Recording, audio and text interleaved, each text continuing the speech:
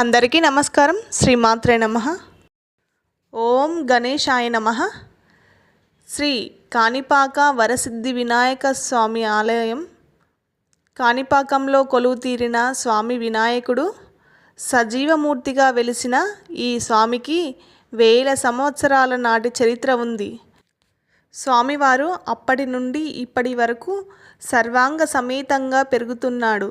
ఆ విషయానికి ఎన్నో నిదర్శనాలున్నాయి.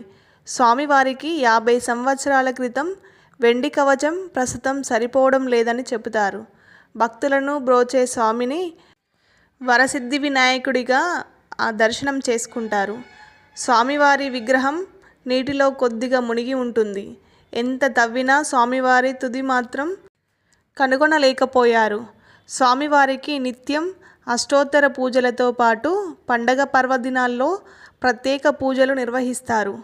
వినాయక చవితికి ఉత్సవాలను ఘనంగా నిర్వహిస్తారు. సత్యప్రమాణాల దేవుడైన కాణిపాకం విఘ్నేశ్వరుడి ముందు ప్రమాణం చేయడానికి అబద్ధాలు చెప్పేవారు ఎవ్వరూ ముందుకు రారు. కాణిపాకంలో ఎవరైనా ప్రమాణం చేస్తారా అంటూ సవాళ్లు కూడా విసురుతారు. ఇక్కడ చేసిన ప్రమాణాలకు బ్రిటిష్ కాలంలో న్యాయస్థానాల్లో కూడా ప్రామాణికంగా తీసుకునేవారు.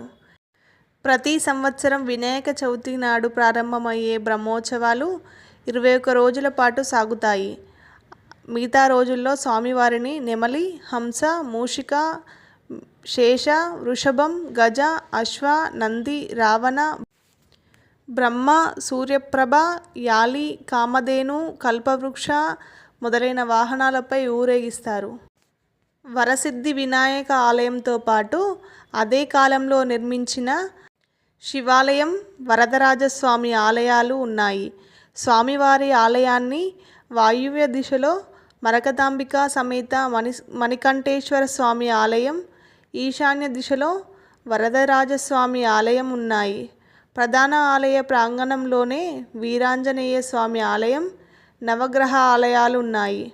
చరిత్ర ప్రకారం ఒకప్పుడు 3 అన్నదమ్ములు ఉండేవారు. వారు ముగ్గురు 3 రకాల అవిటితనాలతో బాధపడేవారు. ఒకరు గుడ్డి, ఇంకొకరు మూగ, ఇంకొకరు చెవుడు. వారికి ఉన్న చిన్న పొలంలో సాగు చేసుకుంటూ కాలం గడిపేవారు. పూర్వకాలంలో నూతి నుండి ఏతాళంతో నీటిని తోడేవారు. ముగ్గురిలో ఒకరు కింద ఉంటే ఇద్దరు ఏతం పైన ఉండి నీరు తోడేవారు. అలా ఉండగా ఒకరోజు నూతిలో నీరు పూర్తిగా అయిపోయింది. దానితో ముగ్గురిలో ఒకరు నూతిలో దిగి లోతుగా తవ్వడం మొదలుపెట్టారు. కాసేపటి తర్వాత గడ్డపారకు రాయి లాంటి పదార్థం తగలడంతో ఆపి కింద జాగ్రత్తగా చూశాడు. గడ్డపార ఒక నల్లని రాతికి తగిలి ఆ రాతి నుంచి రక్తం కారడం చూసి ఆశ్చర్యపోయాడు. కొద్ది క్షణాల్లోనే బావిలో నీరంతా కూడా రక్తం రంగులోకి మారిపోయింది. మహిమతో ముగ్గురిని అవిటితనం పూర్తిగా పోయి వారు పరిపూర్ణ ఆరోగ్యవంతులుగా మారారు. ఈ విషయం విన్న చుట్టుపక్కల గ్రామస్తులు తండోపతండాలుగా నూతి వద్దకు చేరుకొని ఇంత లోతు తవ్వడానికి ప్రయత్నించారు. వారి ప్రయత్నం ఫలించకుండానే శ్రీ శ్రీ శ్రీ వినాయక స్వామి వారి స్వయంభూ విగ్రహం ఊరే నీటి నుండి ఆవిర్భవించింది. ఈ మహిమ చూసిన ప్రజలు ఆయనే స్వయంభుడు అని గ్రహించి చాలా కొబ్బరికాయల నీటితో అభిషేకం చేశారు. ఈ కొబ్బరి నీరు 1.5 ఎకరం దూరం నుంచి కాలువగా ప్రవహించింది.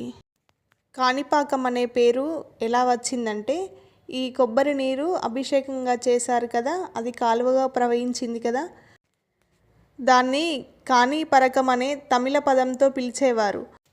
అలా పిలిచి పిలిచి కాణిపాకంగా మారిపోయింది. ఈ రోజుకు ఇక్కడ స్వామివారి విగ్రహం నూతిలోనే ఉంటుంది.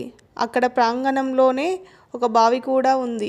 దానిలో స్వామివారి వాహనం ఎలుక ఉంటుంది. అక్కడ స్వామివారికి మనకి ఇష్టమైన పదార్థం ఏదైనా వదిలివేస్తే అనుకున్న కోరిక నెరవేరుతుందని అక్కడి విశిష్టత.